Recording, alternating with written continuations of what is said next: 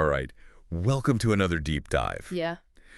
Today we're going to get into something that's kind of, well, it's impacting all of us, whether we realize it or not. Declining birth rates. Yeah. We've got this article. It's called Simply Why Birth Rates Are Falling. Okay. Honestly, I'm a little nervous about this one. Oh, yeah. It touches on some really big questions Yeah. about, the kind of future we're heading towards. Right. We're like, what happens when there aren't enough young people to support the older generation? Is this something we can even, reverse? Yeah. Or is this a sign of just, deeper shifts in our society? We got a lot to unpack, so let's get started. Yeah, definitely. This is a complex issue. Yeah. We got to look at it from a lot of different angles. What's striking to me is that it's not just happening in a few places. Right. It's global, which makes the consequences even more significant, right? The article starts out with some pretty alarming stats. It points out that in many developed countries, the average number of children that women are having has just, plummeted. Yeah. In the U.S., for example, women were having, on average, 3 children in the 1950s. Wow. Now it's down to 1.6. That's a huge drop. Yeah. Huge. Yeah, it's crazy. And the U.S. isn't alone in that, that trend. It's a similar story in the U.K., Australia, both kind of hovering around that 1.5 children per woman. Yeah. Italy and Spain even lower at 1.3. And to really understand what those numbers mean, we need to think about this concept of replacement level. Oh, yeah. For population to just, stay stable, Yeah. you need an average of 2.1 children per woman. Anything less than that, and you're going to start seeing decline. Okay, that makes sense. Right. So we're below that in a lot of places. Yeah. But then the article mentions that sub-Saharan Africa is actually experiencing population growth. I'm curious, what's driving that difference? I mean, that's a great question, and I think it really highlights how economic conditions, access to healthcare, Yeah. and even cultural norms around family size, all that can impact birth rates. Totally. In a lot of parts of sub-Saharan Africa, those things are really different from what we see in, these developed nations. Yeah, for sure. It seems like the article's saying that this decline in birth rates has been happening for a while now. Thinking back to history class, Yeah. the post-World War II baby boom, Right. people were having tons of kids. Yeah. What changed? That's a key point.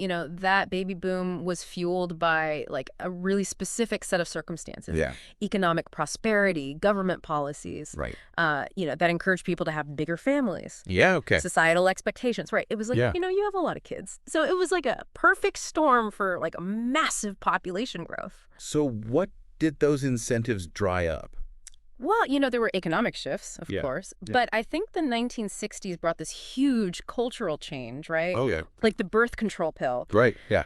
That gave women so much more control Right. over when and if they wanted to have children. Yeah. And then the women's liberation movement really pushed for women to have more opportunities in education, in careers. Got it. It was big. So as more women entered the workforce, pursued higher education, they naturally started delaying marriage, having kids later. Exactly. It's a classic example of how social and technological change, they ripple out and affect demographics. Totally. And these trends have just continued, really, which brings us to where we are today. So we've got this global decline driven by all these, historical, social, economic factors. Yeah. But what does it all mean? Right. Why should we even care if people are having fewer kids? I mean, it's a personal choice, right? It is a personal choice, absolutely. But when those choices, when everyone's making that choice, it starts to have some pretty significant consequences, Okay, I'm intrigued. Yeah. Let's dive into those consequences. One of the biggest, most immediate impacts is the aging of the population. Yeah. As birth rates fall, the number of older people in a society, that grows. Right. This is really noticeable in countries like Japan, South Korea. They're facing a real demographic crisis there. You mentioned South Korea earlier. Their fertility rate, the article says, is just 0.67. Wow. That's crazy low. That's barely half of what you need to even maintain a stable population. Yeah. What does that actually look like in their society? Yeah. I mean, 0.67 children per woman. It's hard to even fathom that. Imagine a society where there are so few young people entering the workforce each year. Wow. think about how that affects Social Security, Yeah. healthcare for this aging population, Right. even like the basic economic growth of the country. South Korea, in a way, they're giving us a little glimpse, maybe, of what the future could hold. It sounds a little bleak, honestly. It's a challenge for sure, Yeah. and one that many countries are going to have to deal with in the coming decades. And it's not just about the numbers. Yeah. It's about what those numbers do to a whole society. Like what kind of like ripple effects are we talking about? Think about all the industries that need young people to work. Yeah. Healthcare, construction, technology, you name it. We're already seeing these labor shortages. That makes sense. If there just aren't as many young people coming into the workforce, some industries are going to feel it, for sure. For sure. And think about this. Urbanization has a big role to play in all of this, too. Oh, interesting. Okay. You know, cities, they're seen as hubs of opportunity, right? Yeah. But they can also be really tough places to start a family, especially for young couples. Yeah, I can imagine. Housing costs are through the roof in a lot of cities. It's just so hard for, couples to even imagine having the space and resources that you need to raise kids. Yeah. And then there's that fast-paced lifestyle, the long hours. It can be Right. so overwhelming. Yeah, it's like you're always playing catch up, Yeah. just trying to make ends meet. And when you add that to the cultural shifts we talked about, right, that focus on personal freedom, on careers, it's easy to see why starting a family might not seem so appealing to a lot of people. It's almost like modern life is like pushing people away from that traditional path of, marriage and kids. That's a sharp observation. And it's playing out in things like, you remember we mentioned the Sampo generation in South Korea, Oh, yeah. where young people are just deciding no to marriage, no to children, no to home ownership. Right. The article talked about that, the Sampo generation. Can you tell me a little bit more about that? Like, what's driving that? Is it just financial, or is there something else going on? It's a mix, right? Yeah. It's complicated. Sure, you can look at the economics of it, the housing costs, the wages not going up, the tough job market, but it goes deeper than that. Okay, help me understand that. What's going on beneath the surface? There's a real sense of disillusionment for a lot of these young people in South Korea. They look at their parents' generation, the sacrifices they made, the long hours, all that pressure to succeed, Yeah. and they just wonder, is it worth it? So like they're questioning the whole system, Exactly. what it means to be successful, happy. Exactly. And that's crucial because it means that this isn't just about fixing the economy, it's about fixing society as a whole. So even if we could, like, wave a magic wand and make housing affordable, wages livable, would that actually be enough? That's the million-dollar question. And that's why we have to look at South Korea, because they've poured billions of dollars into programs to encourage people to have kids. Yeah, the article mentioned that.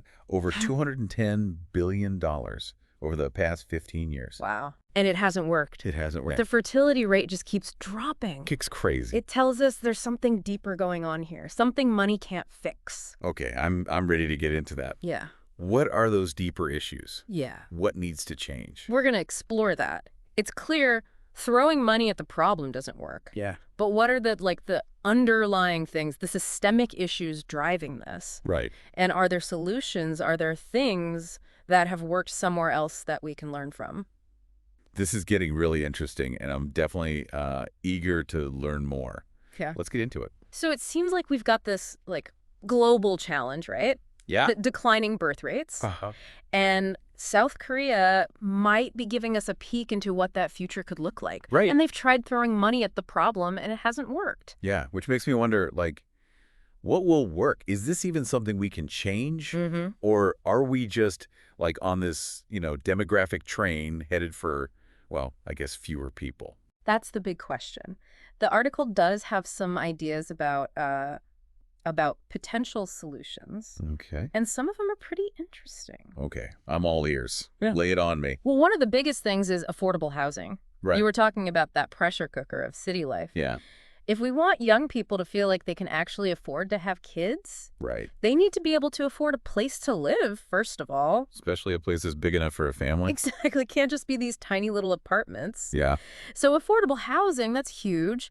Another thing is work-life balance. We've created this work culture that demands so much of people's time and energy. Yeah. It doesn't leave much for family life.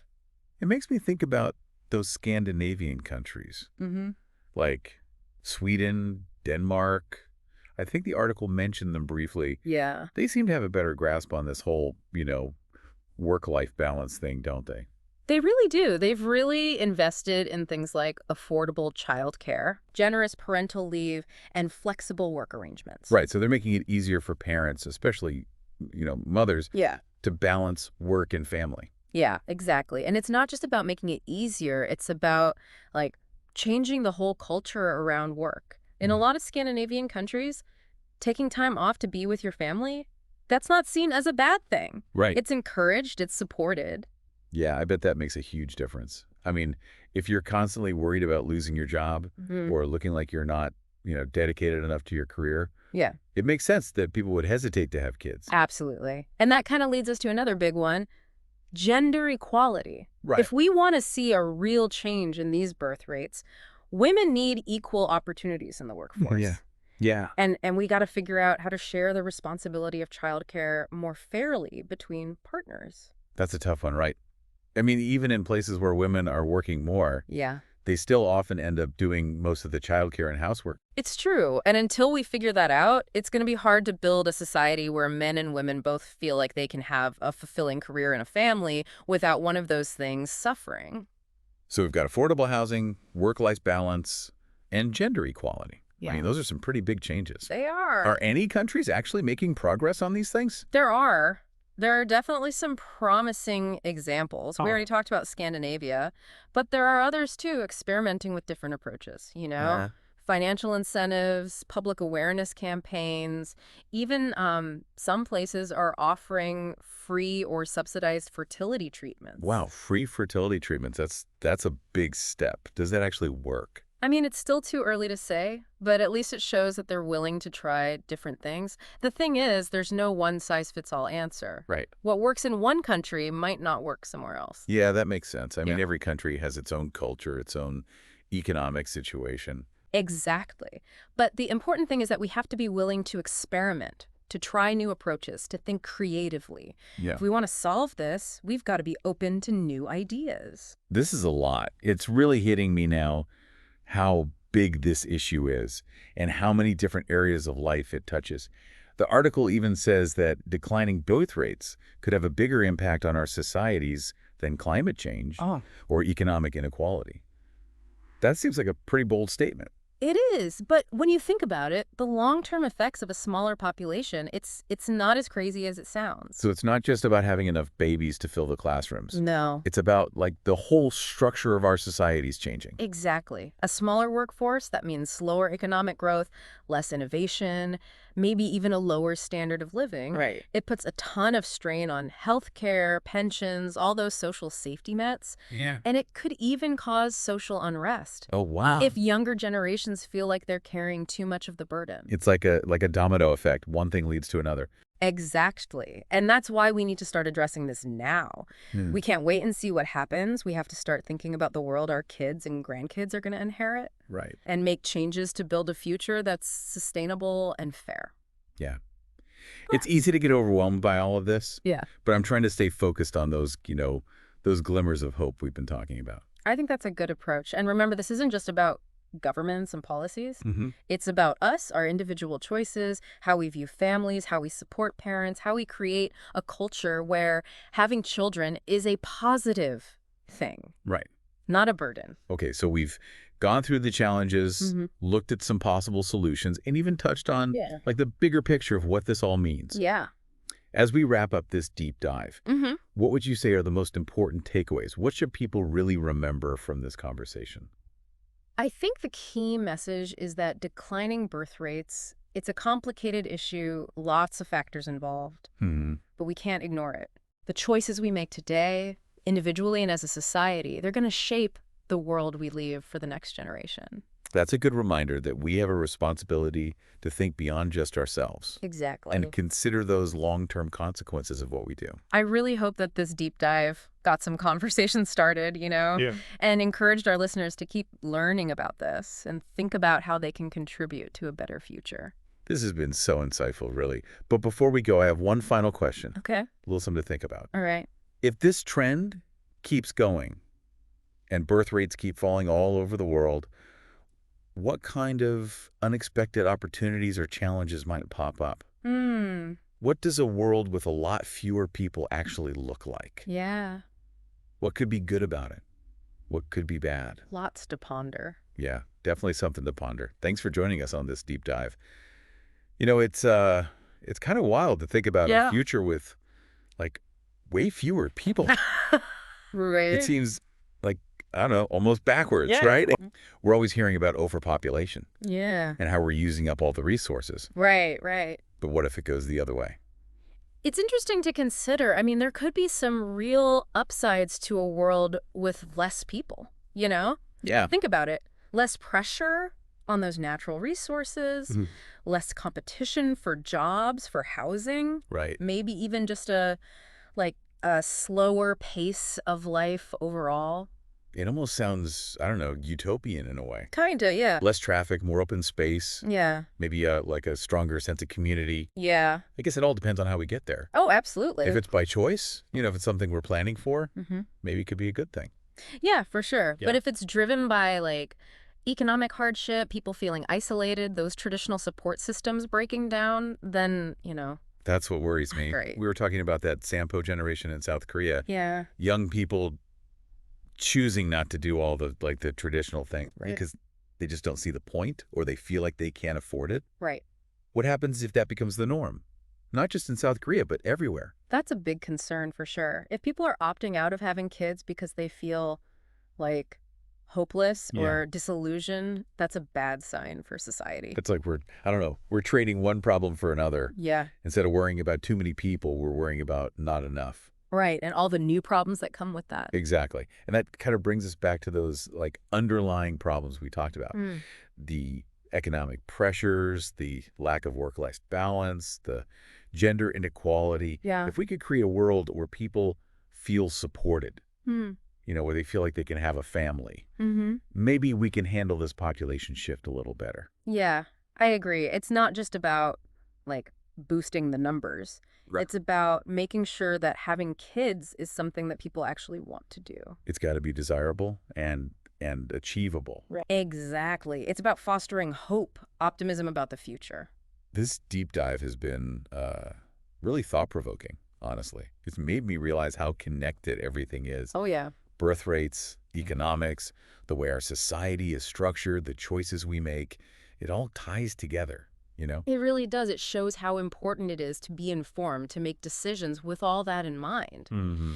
We need to understand what's happening, what the potential consequences are, and have real conversations about the future we want to create. Well said. I think that's a perfect place to wrap things up. Yeah. This has been a really fascinating deep dive. Mm-hmm. I hope everyone listening got as much out of it as I did. Me too. Thanks for joining us on this journey of exploration and discovery. Until next time, keep those brains buzzing.